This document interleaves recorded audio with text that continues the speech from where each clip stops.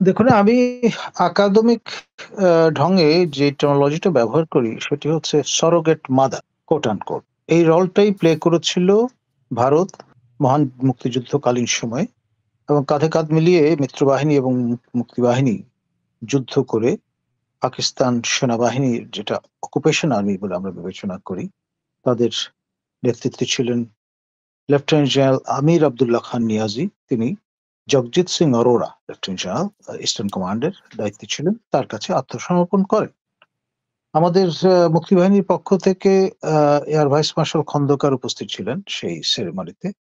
আহ, আমাদের বঙ্গবীর ওসমানী অসমর্থ হয়েছিলেন সেখানে উপনীত হতে। তিনি বাধাগ্রস্ত হয়েছিলেন এবং ফিরে গিয়েছিলেন।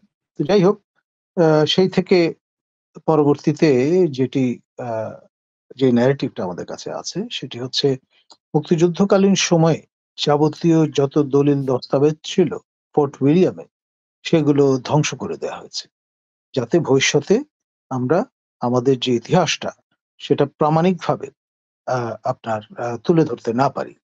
এখন এই যে নথিপত্র দলিল দস্তাবেজগুলো ছিল, সেগুলো আহ, উপকরণ হিসেবে ইতিহাসবিদ যারা ভারতে কাজ করেন তাদের কাজে লাগতে পারতো, আমাদের কাজে লাগতে পারতো।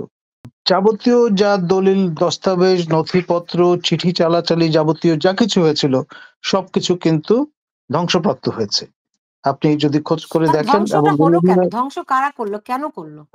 দেখুন, সরোগেট মাদার মানে ধাত্রী মাতা, এই শব্দটি পর্যন্ত অনেক রকমের অ্যালার্জি তৈরি করে বা করেছে অনেকের কাছে। অনেকে, আমি যখনই এই টার্মিনোলজিটা ব্যবহার করি আমার ন্যারেটিভে, তখন অনেকে ক্ষুব্ধ প্রতিক্রিয়া ব্যক্ত করেন।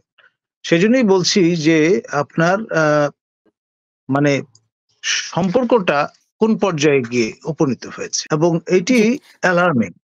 পারস্পরিক সম্পর্ক, পিপল টু পিপল রিলেশন, সবকিছু কিন্তু এফেক্টেড হয়ে যায় এই ধরনের সেন্টিমেন্ট তৈরি হয়ে গেলে। এখন সর্বশেষ যে কাণ্ডটি আপনার 29 তারিখে, যদুর মনে পড়ে আমার, যে ঐতিহাসিক ডেপুটি হাই কমিশন অফিস যেটি কলকাতায়, যেখানে হোসেন আলী প্রথম বিদ্রোহের ঝান্ডা তুলেছিলেন, সেই দপ্তরে হামলা হয়েছে এবং আমাদের জাতীয় পতাকা পুড়িয়ে দেয়া হয়েছে।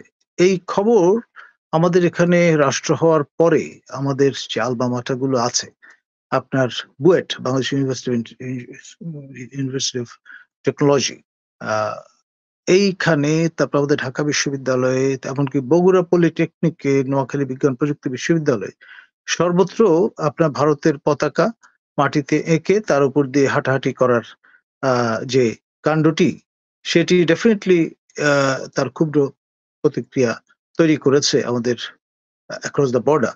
এবং কলকাতায় আমরা দেখলাম যে এই ধরনের প্রতিক্রিয়া তৈরি হয়েছে, যে অনেক চিকিৎসক ঘোষণা দিচ্ছেন যে তারা বাংলাদেশের রোগীদের চিকিৎসা সেবা প্রদান করবেন না। আবার শিলিগুড়ির দিক থেকে এক ডাক্তার মশাই তিনি জানান দিয়েছেন যে দেবেন তিনি, যেহেতু অনার কোডের মতো একটা বিষয়, যে কোনো রোগীকে সেবা দেওয়ার প্রতিজ্ঞা তারা করেছেন এই প্রফেশনে এসে।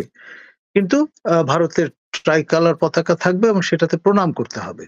যেই বাংলাদেশি রোগী সেই প্রমাণ করতে রাজি থাকবেন তাকেই তিনি সেবা প্রদান করুন, নতুবা নয়।